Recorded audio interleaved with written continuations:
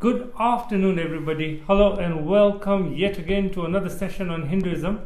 My name is Nishit Kotak. I'm here with Jay Lakhani. Welcome to the broadcast, Jay Bhai. Thank you, sir. So, folks, it's been 2 weeks since we caught up with you live on air because Jay Bhai has been away for a couple of weeks, and I have also been caught up in some work in the meanwhile. So, it's very nice to be back again with you live on air.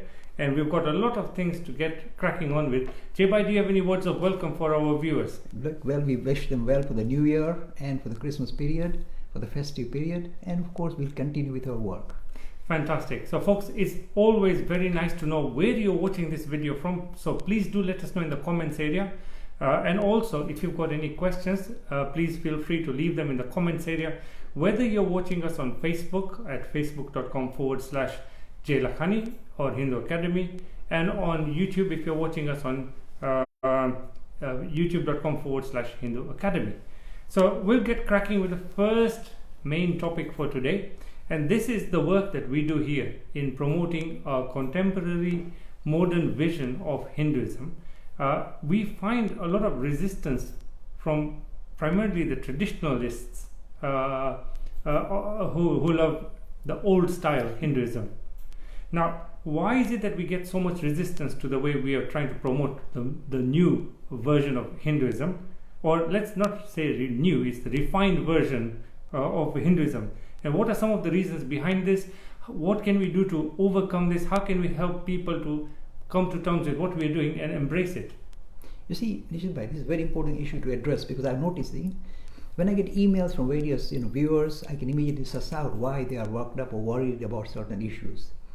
First of all, it's human nature to hang on to what we already have. So old is gold is a kind of standard feature for all of humanity in every field, including religion. So somehow we feel that only the ancients had the marvelous deep understanding about the nature of reality, while we are presenting a much more contemporary vision which seems to go against the grain of kind of normal human thinking that old is gold. Now you see, why am I so keen that we present this kind of modern version of Hinduism rather than get caught up with the antiquated version? I get emails all the time saying, where can I study the Vedas and where do I get the exact translation? My friend, you will struggle. That's my honest opinion. I have tried it myself. It is not easy. Just to give you some example. If you look at the Vedic texts, the early part of Vedas are simply nothing but kind of praising the forces of nature. Now how can you relate to that in this day and age? Tell me. Okay, so it's the Vayu and Indra and Varun and Agni. How can you relate with that? Because in the ancient times, this is the only way they could relate to reality, by appeasing the forces of nature. This is relevant now? No. The second part of Vedas are liturgy. Very complicated ritualistic practices. What is the size of the altar? Exactly what should be chanted? Exact pronunciation. They are focusing on that. There was a particular school of philosophy called Purva Mimamsa that said that if you can, carry out certain ritual in a very methodical manner with perfect pronunciation, it produces certain results. Now it may have worked perhaps thousands of years ago, but I don't think it will work anymore now. So again, the liturgy part is hardly worth bothering, really honestly. Then you got the Upanishads. Now Upanishads are, if you like, the throbbing heart of Hindu philosophy, ancient and modern. So I'm not in any way undermining the teaching of the Upanishads. One of the grandest things about Upanishads are, they are not argumentative, saying, let's debate about this. They are pure poetry, they flow. A person with spiritual experience is not interested in getting arguments or debating. He just flows with his experience of spirituality. And they have marvelous material. It's mostly poetic. So it's not suitable for intellectual gymnastics even. It's purely poetry. And the Upanishads are a wonderful place to start, if you like, or to hang on to your ancient tradition. I've got nothing against. In fact, I sometimes memorize on the verse of the Upanishad, which I love. It says, Na tatra surya bhati, na chandra tarakam. It's woohoo, yoo-hoo. So he's saying the nature of ultimate reality is something that cannot be lit up by the sun or the moon, etc. This kind of lovely stuff is poetic. But then you say, why are you promoting this kind of modern version of Hinduism? The reason is this. The world has moved on extremely fast. Haven't you noticed? So some of the antiquated ways of understanding spirituality are no longer suitable for the modern thinking youngsters, bluntly. So if I wanted to present this idea of spirituality suited to our own age, to our own youngsters, then I have no choice but to present a modern version of Hinduism. You must say, well, where do you get the modern version? You see, the definition of Vedas is very clear.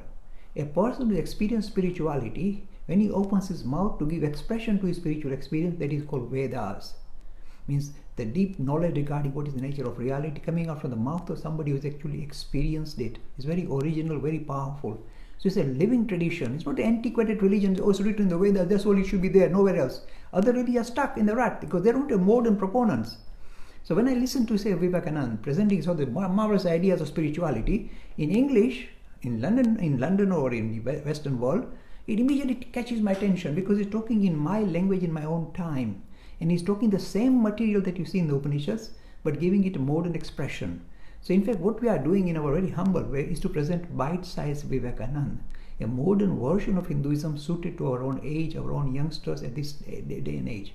And that is why there's nothing to, look, I'm not saying, throw out all the Vedas. I'm saying that there are beautiful parts of the Vedas you can relate to, hang on to them with greatest of pleasure.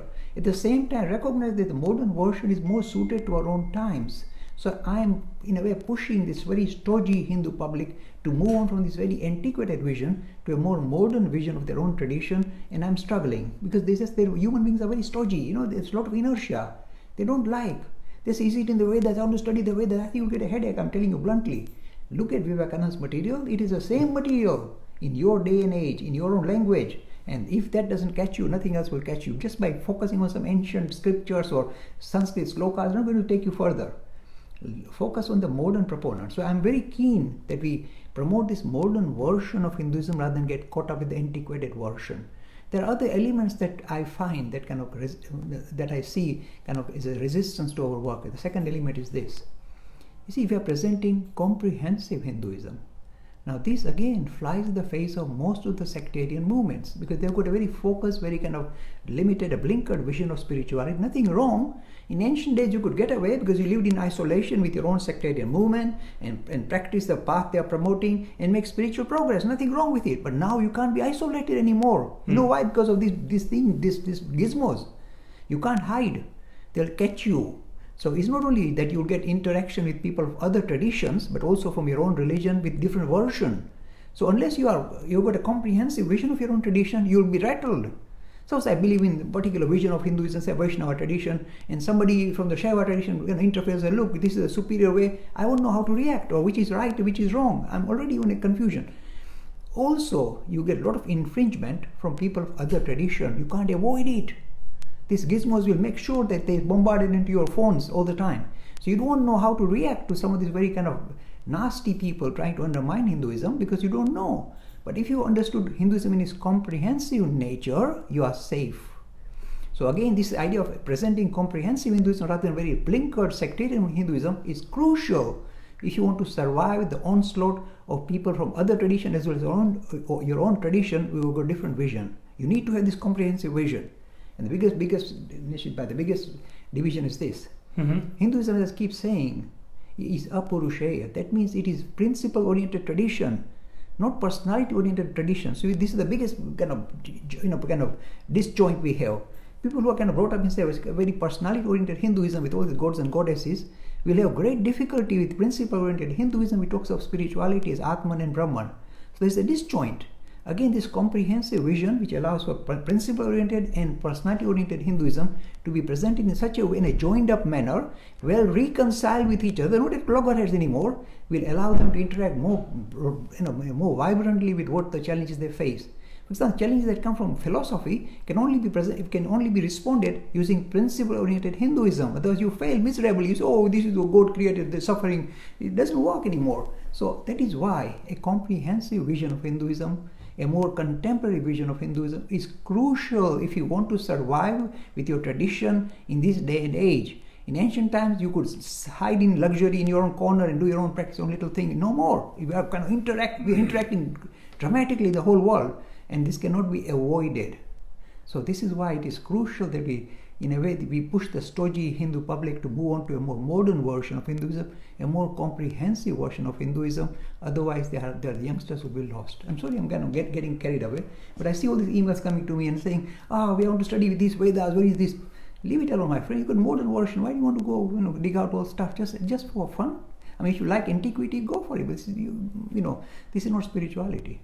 So this is why you keep saying that Hinduism is a living, breathing religion, and we are evolving with the times. It is not stuck in a rut. Unfortunately, our public is stuck in a rut. We keep claiming, shouting, we are a living tradition. So even this antiquated story like Manusmriti with the hereditary caste is, oh, Manu Bhagwan said it, damn it was suitable 2000 years ago, it's no longer suitable, give it up. So they don't know where they stand. And they easily get clobbered by people of other traditions saying, you are casteist. They don't know how to respond. But Jay, on the flip side of this, at least the people who follow what is prescribed in one set of documents, and they do not deviate from that, have got a sense of direction. Now over here, with so many people claiming that they're experts in this, who decides the changes that are coming about? No, it's a good question, because the thing is this. You see, people who are following a particular prescriptive way of progressing spiritually are doing well, provided they can live in isolation. This is the problem. They can't hide.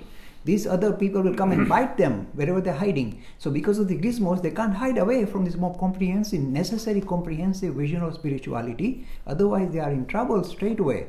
So suppose you are very focused in one particular path of devotion to one particular deity, I say, go for it, my friend, but be aware, you're going to get challenges and you won't know how to respond, especially your youngsters will say, we abandon you because we don't relate to you anymore.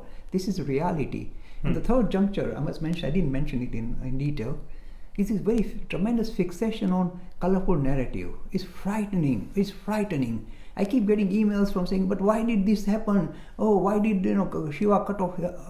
Come on, Ganesh's head. And these things will, and the people other than see your god, Shiva chopped off his son's head. What horrible! It's like a horror story. And then they put elephant head. It's horror story. Come on, you don't know how to respond. It's narrative, colorful narrative suited to a particular age. And again, you see, the other issue is this. Again, you see, this is important for us to touch on this. Mm-hmm. All human beings thrive on mythology, colorful narrative, and you can see the difference. I think all humans relate to storytelling. Storytelling is so important for engaging with subtle ideas, fine. But now let's just show you the transition. You see, in ancient days, you had these colorful narratives and Shiva and Parvati and all these colorful gods and goddesses interacting in wonderful, colorful storytelling. And this is where poor Ganesh got his head chopped off. Now, this was ancient mythology. You may think, oh, look at the modern mythology. And modern youngsters are much more engaging with modern mythology. X-Men, Star Wars, Superman, all these Spider-Man is modern mythology. Same ideas, good over evil and kind of fighting, using your intelligence, your strength to overcome obstacles. Same old story, except see the difference? Now the focus is not on gods and goddesses, the focus is on science. See? Straight away you see X-Men, the guys can see through walls and all that. It's science-oriented mythology. The ancient mythology was personality-oriented mythology with gods and goddesses. Modern mythology is also mythology, but yes, focusing on science. See, the transition of humanity from focusing on gods and goddesses to focusing on science. So this is why it is important for us to kind of recognize the need for modern mythology, accept it and smile and play along with it. Don't get nervous by it. That's the world. Brilliant. So what an interesting kind of conversation to have. So thank you to whoever had brought up this question, including Ravish Kumar. So yeah, it's all down to the viewers who bring us these questions so that we can answer them live for you. I'd like to just say welcome to a few people. We've got Coffee Tour, Pratap Gurania, Pratik Garg, our regular viewer, and we've got a few others watching us. The reason you may be watching, well, Jeba was answering the question, I was looking down, was because I've just been busy sharing this video and live stream into about 48 different other groups where people enjoy watching these kind of streams. He's a clever clog in English. And we also have Praveen Kumar, Paula K, watching us from the USA, our regular viewer. We've got Sajan, we've got Pritam Singh Rawat, also a regular viewer from Noida, and we've got many other viewers online. So remember, if you're enjoying the conversation, please give us a thumbs up or a like, share the conversation like I did. Now we move on to the next question. This is from one of our viewers in the South African region. They're very worried because of something one of their relatives is doing. Now, Jeba, it is human nature that when you discover something good, you want to share it with your friends and family. That is the way things are, and that's what we call word of mouth referral. That's the strongest form of advertising known to mankind. However, this person is worried because one of their relatives has converted to another religion, and because they've now discovered something interesting for them, they're going around talking to other members of the family and trying to convert them to their way of new religion. So this person's worried about it. What can you do to sort of reassure them or give them some something to think about. Okay. First of all, you are quite right. Suppose you find an individual finds that his tradition is not good enough and he wants to move to another tradition. Is there anything wrong? I can say, no, how dare you, will kill you. We don't do stuff like that. Now, why does this happen? Let me just tell you why it happens. If your own knowledge of your own tradition, this magnanimous tradition that we come from, is limited or poor or wrong, flawed, seriously flawed, it is highly likely you'll be attracted to other tradition which seems to be more simple, simplistic, one God, one particular book and full stop. So they'll be immediately attracted to this kind of much more simpler way of relating to religion than this complex way that we kind of have inherited. This is one of the reasons why people switch.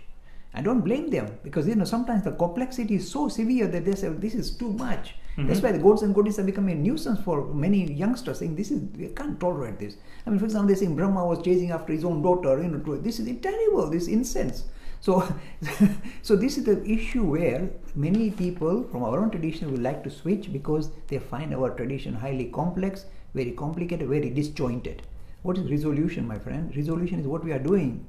Present a very joined up, a very structured vision of your tradition, mm-hmm. which is sensible, the simple word sensible, which is contemporary and which is comprehensive. Once we do that, I promise you, your youngsters will not be rattled. They will not be trying to switch tradition. They will be very steadfast in their own tradition. This is a magnanimous, powerful tradition. How can they give it up? So anybody who has really understood your tradition, there's no way anybody can convert them. Number one.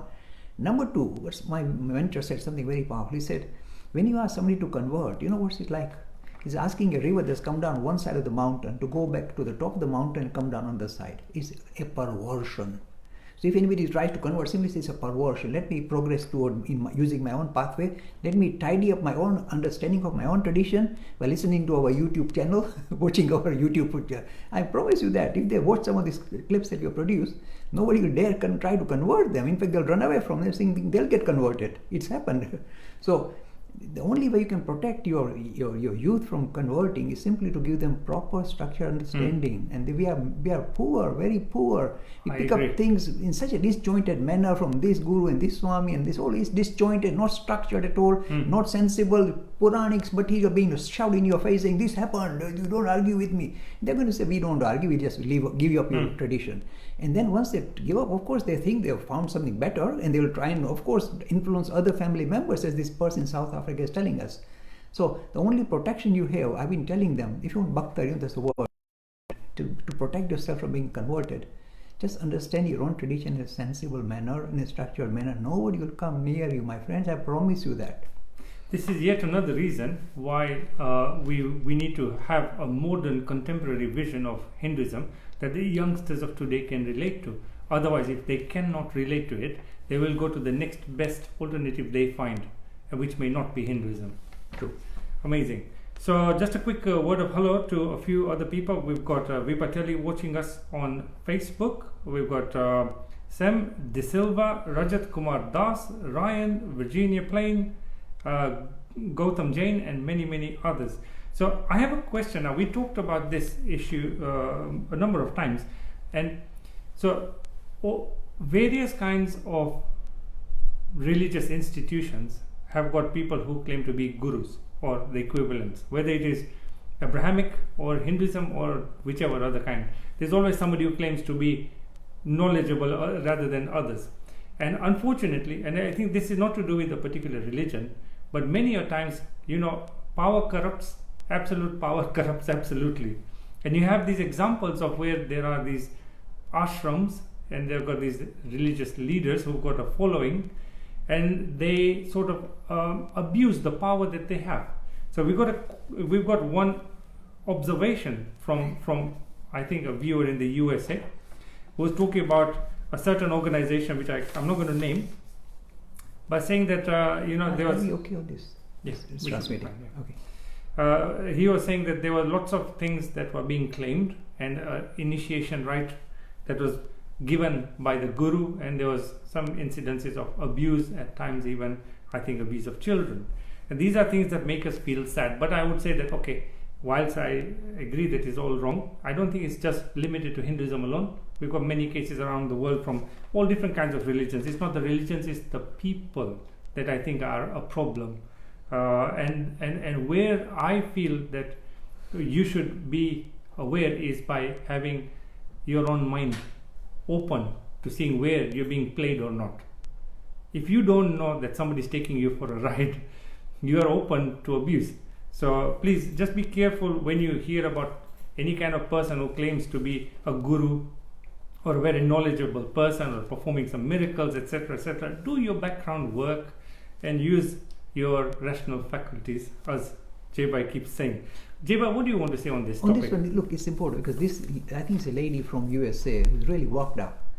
She followed a particular guru, and it was she saw tremendous abuse. She saw that this guru was absolute, charlatan, a crook, and yet she sees a lot of following. What happens?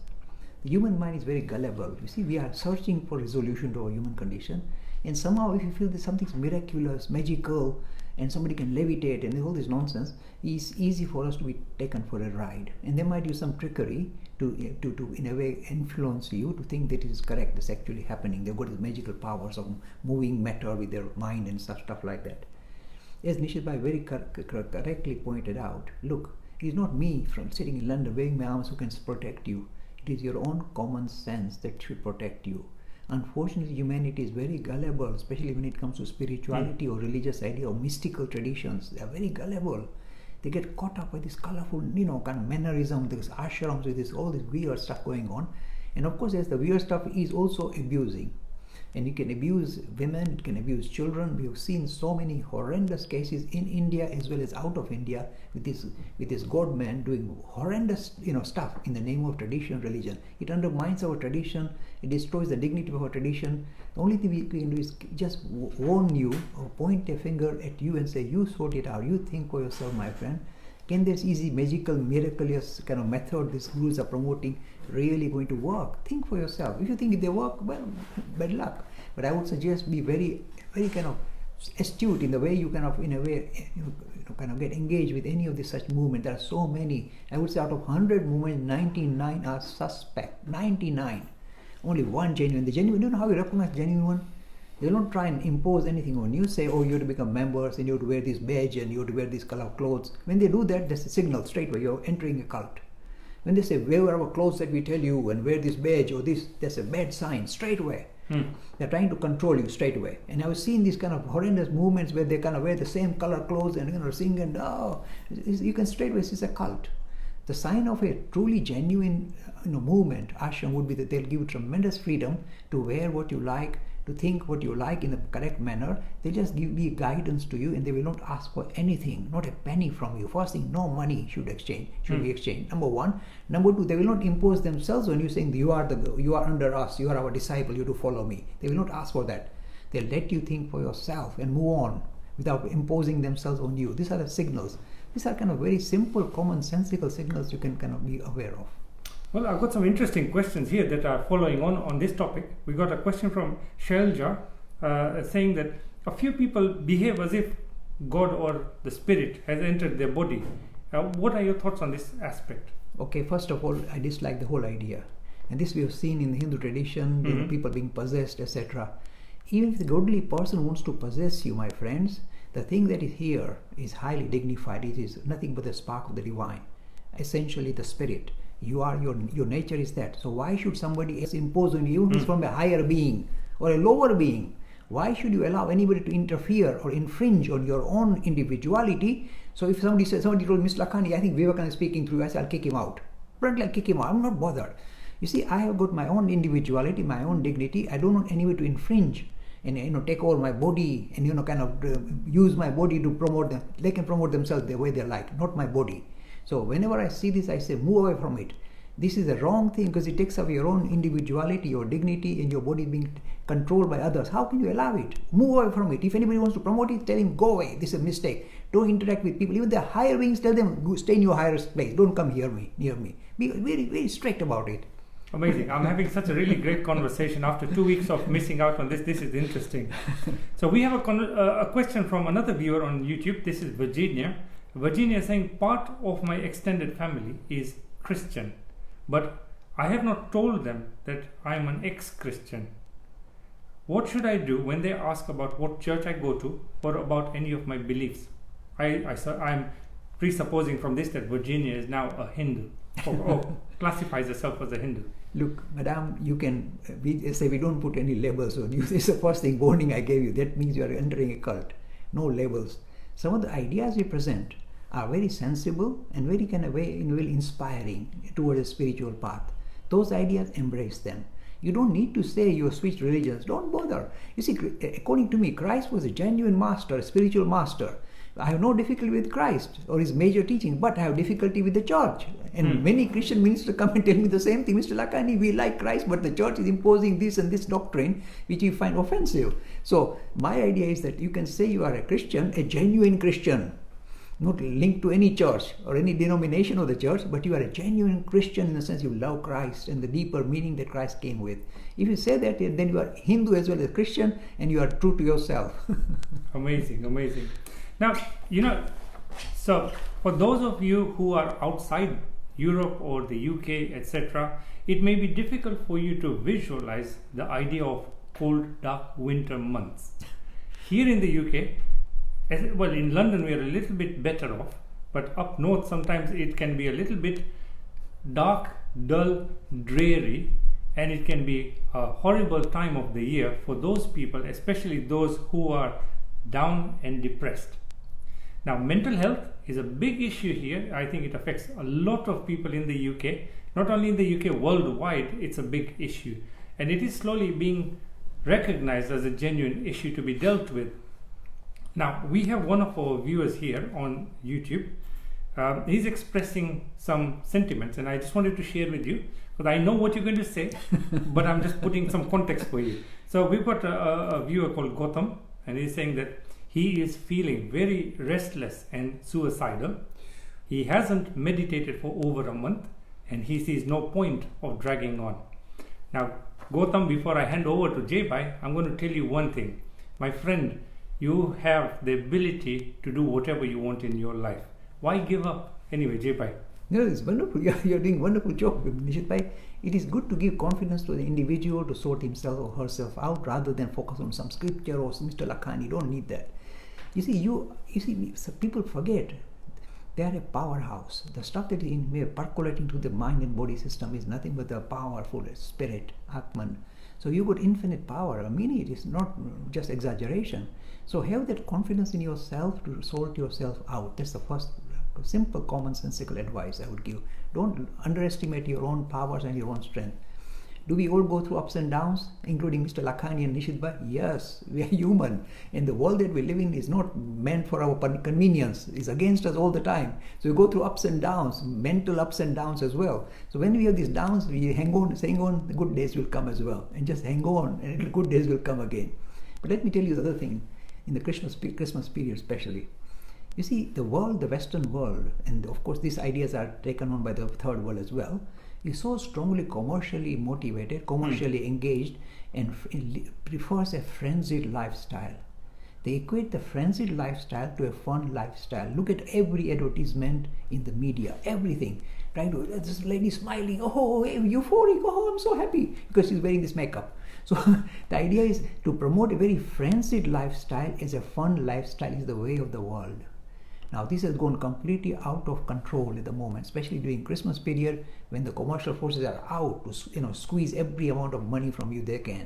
So because of that, we live in a very frenzied, very shattered, very kind of and this creates mental problems. This is the reason why NHS, the greatest disease NHS talks about is mental health, not cancer. Mental health, because that in a way triggers other illnesses. So mental health is at the base of it. And the reason why mental health is a serious issue is because we are, the Western, the civilization has insisted we are material beings, and our material status, our material possession is all this world is all about, or life is about. So they impose it on you, saying, better car, better house, better shirt, look at the color, how you. So they are imposing a very material agenda onto greater humanity. Now we are not material beings, we are essentially spiritual beings, but if we are kind of have pressurized to take on a very material vision, then we will begin to get frustrated, and this frustration builds up as mental health, and this creates tremendous problems because there are so many issues, there are so many frustrations that we then kind of get caught up with that it's difficult for us to rise above them. So mental health issue is a very serious issue, and the resolution is stop this kind of highly materialistic vision regarding who we are to a spiritual vision regarding who we are, then all this stress will disappear. Simple. I mean, it doesn't disappear completely. We still have it. I still get headaches. But the thing is, it gives you a way of getting out of this very frenzied lifestyle that is being shoved down your throat. Look at the world around you. In the most pass near a church, something is empty. Go near a supermarket, yoo-hoo! This is the world that we live in, highly materially oriented. So be it. So Gautam, I'm going to give you some tips that may be helpful to you. Please don't think I'm patronizing you. I'm just sharing things that may be useful for you. So number one, please talk to yourself in a positive way, because the doctors say that how you think about yourself and how you talk to yourself impacts your health. So let's say you went to a job interview, it didn't do well, and instead of saying, oh, I'm a loser, I'm not going to get that job, you can say, okay, that didn't go as well as I thought it would, but there's no reason why I can't get the job. So the way you think about things can change. Number two, write down something that you are grateful for. Gratitude is clearly linked with improved well-being and mental health and happiness. Another thing is focus on one thing at a time. If you try doing so many things, then you fail at getting any of them completed and you feel overwhelmed. So try doing that. And frequently, if you do exercise, that's going to boost your natural happy hormones in the body, endorphins, and you will feel much better as well. The next thing you can do is make sure you eat correctly. What you eat can also affect your state of mind. So eat the right kind of foods, stay away from sugars and starches and so on, and things like that. And I would also say, if you've got somebody to speak to, open up to them. Sharing your troubles halves them, lightens the load. You don't have to struggle on your own. Try doing something for somebody else. You may be thinking that you're in a tough position, but there's somebody out there who would be willing to sit in your position because they're in a worse position than you are in. So go try help somebody like that. And then try taking a break from whatever activities you're doing. Go maybe on a holiday. If the work is too much, go out for a walk. And the next thing is go to bed on time. If you don't get enough sleep, your body cannot function correctly. So those are just some tips for you. Nothing to do with Hinduism. I hope that helps. And if you have any issues, please come get in touch with us. Wonderful, very pragmatic advice, Nishit Bhai. Right. So with that, we crack on now. We got some more questions coming up. I'm sorry. I'm just going to go through this thing. He's got all these gizmos in his hand, you see. Sometimes they get overwhelmed. They overwhelm Nishit Bhai as well. Oh boy. So lots of people are talking about the old scriptures, about the Vedas and this, that and the other. They're talking about starting up a book club in the UK, etc., etc. I think Jay Bhai's answered that very, very aptly in the starting. The only books you should be concerned with at this moment, I think, are those from the modern spiritual giants like Vivekananda, etc. Forget the old, very old books, because I don't think they will sit very well with the times of today. The last one by Ryan. Okay, so we have got a new question from Ryan, and the question is, do Hindus need a new scripture in order to understand the modern times we are living in, and what must be done to survive and thrive? Really interesting question.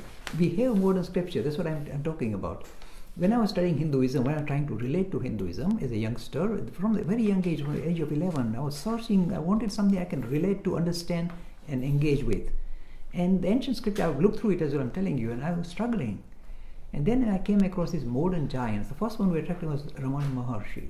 First time I said, here is a man established in what we have been talking about as spirit throughout the day and night. Thoroughly engaged with it. No external showmanship, no ashrams, nothing. And immediately that caught my attention. Straight away, this guy is genuine.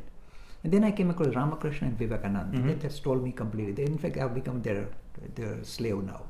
So I have been the same journey.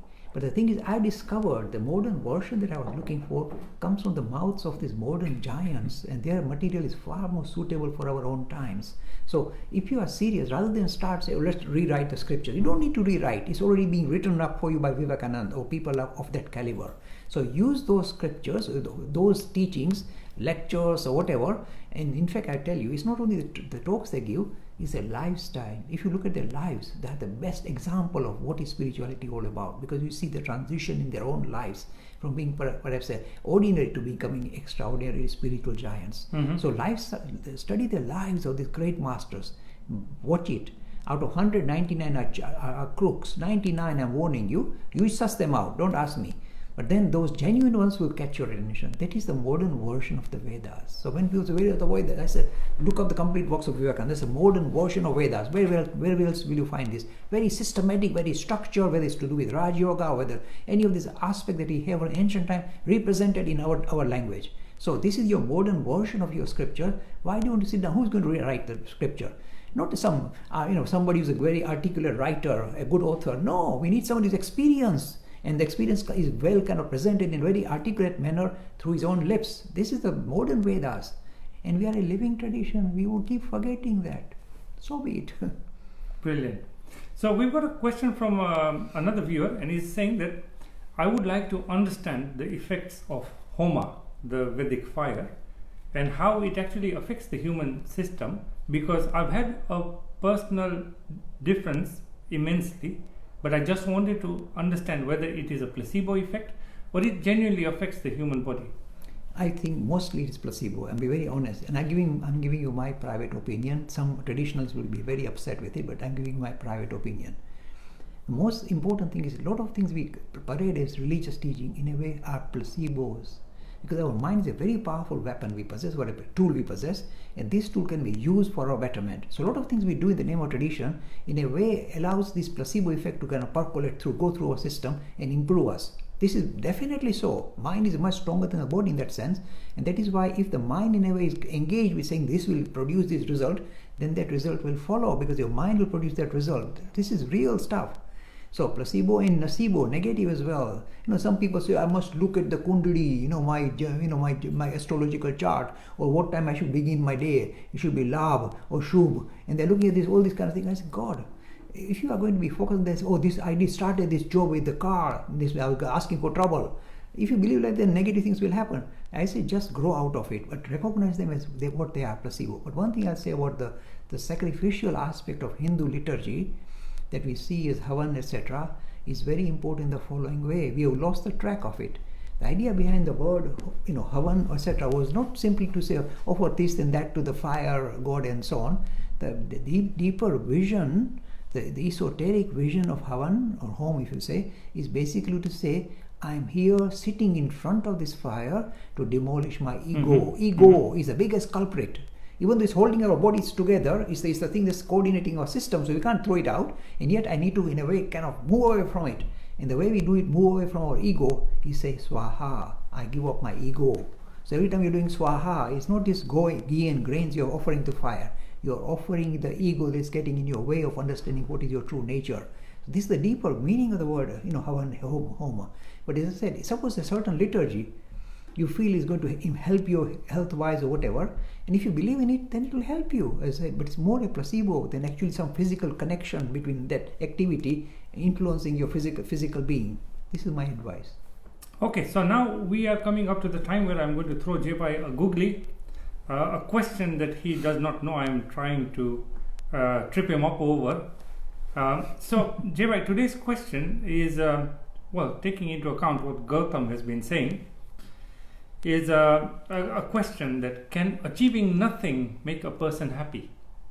You see, suppose you now recognize the futility of this material chase. The material world is very attractive, and we all get caught up because it's like a sheep-like attitude that we all have. The whole society is chasing after this particular objective, so I must do the same. So if you are able to rise above this kind of very kind of sheepish attitude, then you see, you can say, I don't need to follow this through. I've risen above what the world is imposing on me, saying you must live like this. If you rise above it, then nothingness in that sense is fine. But if by nothingness you mean you become a dumb, you become kind of like a stone, it's not right. The dumbness that I'm talking about is highly kind of charged up, highly intensive. When you are successful in meditation, there is no object, nothing. You rise above all this, and yet you are not in a kind of a daydream state. You are in a more intense state of aliveness than you can ever imagine. I'm telling you from experience, first an encounter. So when you experience spirit, it is not a kind of dumb, kind of dull experience of nothingness. It is the most dynamic experience that everything, not nothing, everything I am. That is the kind of experience you have. It's very intense, very dynamic, and very joined up with the whole of this creation, not just moving away from creation, but embracing creation fully. I think if people just realized, sometimes they do, but I think in the daily run of life, I think they sort of forget it, or it's filed away somewhere in the back of their head and they don't pay attention. But you are born with a countdown timer already ticking. Don't mention this, Nishit bhai, please. I'm over 70 now, leave it alone. However, you don't know how many minutes are in your countdown timer. So why don't you live each day fully and don't think about materialistic things only, but think about the impact that you are able to make in your local community, even nationally, even internationally. There are so many people who came up from humble backgrounds, achieve a lot of great things, and then are able to pass that again backwards to people who are around them or around the world. So my advice would be, yes, don't hold on to materialistic things just for the sake of for yourself, but think about ways you can help others around you. Okay, so we move on to interesting questions now. We got a question from MR, and this is how to practice Karma Yoga. Very simple, surprisingly. People kind of get caught up with all this kind of highly articulate vocabulary and Sanskrit slokas. I won't do that. Basically, the idea is this. Karma means action, path of action. So according to our tradition, there are many different ways we can adopt to become spiritual. Jnana Marg, through the path of knowledge, through the path of action like Karma Marg, through the path of yoga, Raj Yoga, meditation, and through the path of bhakti, devotion to a deity. All these are major paths, the kind of major 4 pathways we promote. Now the path of karma is surprisingly quite straightforward. The first imposition it puts on us is this. It says, my friend, do not become a couch potato. Be active, be active. It's just Nishi was saying, do something for others. If nothing for yourself, do for others. So be active. First requirement of Karma Marg is be active, my friend. Don't become a couch potato, sit back and be laid back. Don't do that. This is very crucial. Action is better than inaction, says Bhagavad Gita. The second part is the killer, difficult one. It says act, but act in a God-centered manner rather than self-centered manner. Now all of us are kind of tuned from birth. Every living thing, not us, every living thing is tuned to look after their own interest. This is natural, otherwise we would not survive so far. So every animal, everything is looking for its own self-interest, otherwise it doesn't survive. It's understood, it's inbuilt in all of us, including human beings. So first thing is looking after me, my own requirements, my own clothing, my own food, my shelter, my money, my family. Understandable. You kind of hang on to your own little group of people that you call your very own, and try and do something for them. So your action is very much self-centered. Most people don't realize this. This is how most of a vast majority of humanity survives. It is very self-centered, nothing wrong. But the trick that Krishna teaches, or my mentor Vivekananda says, my friend, it's good to start looking after your own family, friends, and that's fine. Look after your own community, your own social group, do, fine. But it says, try and extend or expand the people you call your own to take on more and more people. Slowly, see, not to immediately throw everybody and leave your family, run, walk out. It doesn't say that. Just expand the people you consider to be your very own, to be more and more, incorporate more and more people. Suppose I'm a Hindu. But then I say, look, when I look at some lovely Christians, people of other traditions, I feel tremendous oneness with them. So why should I just think about the Hindu, well-being? Why not think of greater humanity? So this is the way you expand the circle of people you call your own and try and work for betterment of others than yourself. Do you know why it works? It's very simple, commonsensical. The reason why Karma Marg works is this. As you put yourself on the back burner, the back of the line, and think of others, the more and more you work for others, you are forgotten. Your own interest is forgotten because it's you get caught up with the greater good. So as you are working for greater good, like this fellow chap sitting here, he's really devoting himself with a lot of other groups, doing a lot of wonderful stuff because he's thinking of greater good, and his own good is sometimes forgotten, and his wife will catch him out from time to time, but that's the world we live in. So try and engage yourself for the greater good, and that Manish, by sitting in the back and smiling, is doing exactly the same. So in order for us to embrace the greater humanity, we need to try. By doing that, we forget our own interest. So our ego is kind of left behind, is kind of lost in the turmoil. That is what we want to do. We rub away our own ego by looking after others. Our own ego is forgotten, is left behind. And that is why you become spiritual without even realizing it. And great philanthropists have always been like that. I love them. Look, my mentor Vivekananda said something very great. He said, let me be born again and again and suffer millions of pangs of suffering, so that I can only devote my time for the greater good, for the sum total of humanity. If I can work myself for the sum total of humanity, I feel more greater fun than trying to sort myself out. See, this is the way you become a true karma margi, karma yogi. There are wonderful examples, not only Vivekananda, there are other great personalities in modern India who lived their lives for others. There was one person, I'll tell you a funny story. He's called Ishwar Chandra Vidyasagar, Bengali guy, atheist. See how beautiful he is, atheist. But he always lived for the greater good. I'll tell you a funny story. Now see, he used to be, he was a headmaster in a school. His salary was giving away for the poor people, for feeding them, clothing them, all the time giving away his money, happily. He's atheist. And then, still it was typical, when we do good for others, they will come and bite you. They say, you didn't give me this good, this quality was very poor, the wool was not good in this particular chadar or whatever. They'll come and catch you out. So he was always being beaten up, even though he's doing so good, so much good, people will come and bite him. This is the price you pay, and don't worry, this is the way you smile. He used to smile and carry on. Then one day somebody turned up in his office and started abusing him. So then Vidyasagar, see the power of Vidyasagar. He said, look my friend, I have done a lot of things for other people who come and bite me, but I have done nothing for you, so why are you biting me? This is the sign of a true karma yogi. You see, he doesn't have the rubber stamp being a Hindu even, and yet he's a karma yogi happily flowing away. Amazing. I love the banter and the talk that is happening on the YouTube channel at the moment. The people are giving Gautam a really good support. So Gautam, like I said, pick yourself up. You're not alone. There are lots of people who've been in the same position you're at. You can see there's one lady here, Autumn, who said, I've been there a few nights ago. I talked to a good friend and it helped. So, get things going. Don't worry about it. Life goes on. And we also, being British, love talking about the weather. So I was talking about the winter. And I see a few people saying the Indian summer is too unbearable. And I see Amit saying, come and see Canada, where we got, really colder, darker nights. And I know Canada's got minus 45. My friend was saying when they get minus 25, they break out the barbecue. And we can't even imagine minus 25 here yet. So, it's a very interesting conversation going on YouTube. Right, so moving on to the next question. Now we go to some of the more light-hearted stuff. So we've got Aviyanka asking, do you believe in ghosts? Yes, actually I do, even though I've not seen one, and I don't want to see one, by the way. Because people say that, look, if you would keep thinking about ghosts, they will come and visit you because you're attracting them. So it's best not to get carried away.